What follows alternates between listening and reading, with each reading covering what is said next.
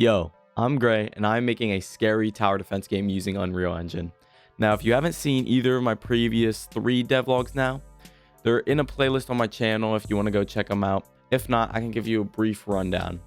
So right now, we have a player, we have 2 enemies, 4 different turrets, a randomly generated map with lighting and sound effects. Every month, I add new updates to my game, and this month, I'll be focusing on making a more interactive map. In the last devlog, I made it so there's flickering lights that also interact with the generator. So basically, when the base dies, all the lights go out. It's like a power outage. And then the enemies will start roaming the map looking for you. But if you are still alive as the generator goes down, your game isn't over, but the enemies are roaming looking for you. So it makes it really inconvenient for you to actually kill the enemies with your turrets. They are kind of just wandering around. And you may be wondering, how are you supposed to lose? Well, basically, if you die when the generator's down, you'd lose. And if you die when the generator's up, you can revive. But that means when the generator's down and you're still alive, your game isn't actually over. So it's going to be really inconvenient like that for the rest of the run, pretty much. So to start off this devlog, I made a backup generator. Now, the idea behind it is to make something that can reboot the main one. So it spawns on the map at a random location, acting as a second revive. I modeled it, imported it into the game, and made it interactable with E. And guess what? It does absolutely nothing. That's just because the generator is still alive. When the generator is down and you press E, the backup will illuminate and a countdown will begin. After 60 seconds, the whole map will be restarted. Basically meaning all the lights go back on, all the enemies start targeting the original generator again, and basically back to normal gameplay, like a second life. But you have to defend the backup generator. You see, if it dies as the countdown's going down, you lose. And you may be like, how does it die? Well, basically, when you activate it, all the enemies start targeting it. So anything remaining left in the wave, you have to either kill off or just hope they don't get there in time and it reboots. Though you can reboot the main generator, this only works once, and you will lose if it's your second time your main one goes down. You failed your mission to protect the generator and replenish it.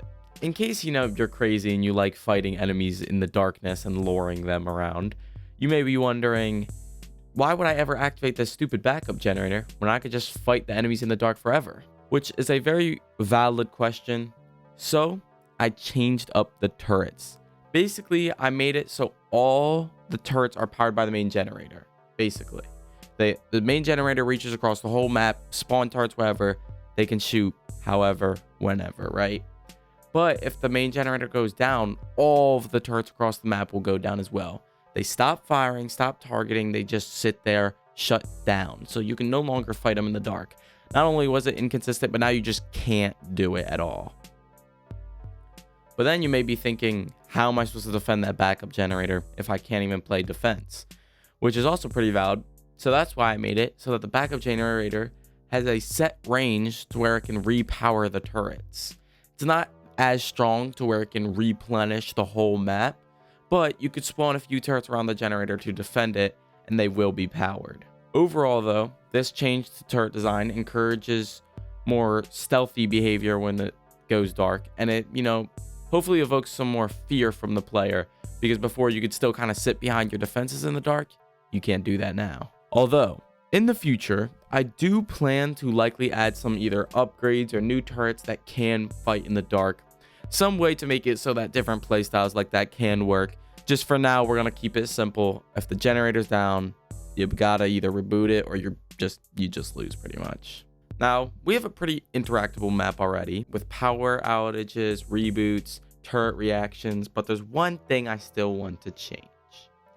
That is the bonus spawner. Now, in my game right now, I have a bonus spawner where at wave 5, more enemies will start coming from a different room, resulting in the player to either have to switch up their strategy or just have to plan ahead at first. But I'm going to make it so you can actually deactivate the bonus spawner. Taking a little bit of inspiration from Helldivers here, but basically in Helldivers, you could take out a bug hole or a bot spawner, something like that, and it rewards you because there's, less enemies, and you just feel awesome. But hey, there's less enemies. So basically in my game, I wanted to kind of replicate that. So I modeled this shield generator and I put it in the bonus room and gave it some code. Now when you press E, it will light up and it takes away 250 of your gold. But trust me, it is worth it because it could pretty much cut like in half how many enemies there are. Not completely, there's still more in the main, but it does take away a huge chunk. But you can implement strategy with this by maybe turning it off at wave 7 instead of, immediately, because you do get gold per every kill, so more enemies means more gold. Once you activate this shield generator, it basically prevents any enemies from spawning as long as it's active. Though, don't think it's all, fun and games. You just press a button and boom, half the enemies are gone. Nah, you gotta keep this up. You gotta defend it just like the backup. 1 in every 5 enemies that spawn will target the shield generator if it is active. So basically you'll have kind of like a stream of enemies that kind of split in order to take down that shield generator. And if it goes down, next wave, all those enemies are coming back. You do need to defend this shield generator, but make sure it's not your highest priority, because if the enemy slip past your defense and get to your main generator, when the main generator dies, the shield generator goes down. And no, you do not get it back up when you reboot it. You have to pay an additional 250 gold. And that also goes for when it's destroyed normally. You can keep reactivating it, but it's just going to keep costing you. Now, to be honest, I wanted to add one other thing before the end of the month was up, but I wasn't able to fit it in my time because it turned out to be more complicated than I thought it was going to be. Basically, I had an idea where enemies would destroy turrets in their way if there's no other way. Right now, it doesn't affect gameplay as long as you're not doing that. But if you're purposely spawning in a wall of turrets to block the enemies, they will be able to destroy it, or at least that's the idea. They can't do it right now because it's more complicated than I thought it was going to be. But be sure to tune in next month. Another thing I was thinking of improving next month was difficulty, because right now we have 2 enemies and the game isn't that difficult. Sure, I could change the number of enemies and make it more challenging with that, but if you get enough rocket sentries, they die anyways. So realistically, you don't have to stop the bonus spawner. You probably won't even lose the main generator because it's just not that hard right now. You could easily just win by spamming really any tower, and yeah, which, to be fair, I don't really want it being a whole lot harder than this for early stages. Though, next devlog, I do plan to add more enemies. I'll add enemy types, classes, and overall just improve the diversity of the opponents of later runs and more difficulty. Now, I do intend to make my game pretty difficult next month, but that is mainly because I plan to counterbalance the changes of the new enemies with new turrets and turret upgrades the following month after that. But if you are interested in the next month's devlog, be sure to tune into my channel. December 6th is when each of my devlogs go up, on the 6th. And yeah, I hope you guys enjoyed. Have a good rest of your day, and hopefully I'll see you guys in the next one. All right, bye guys.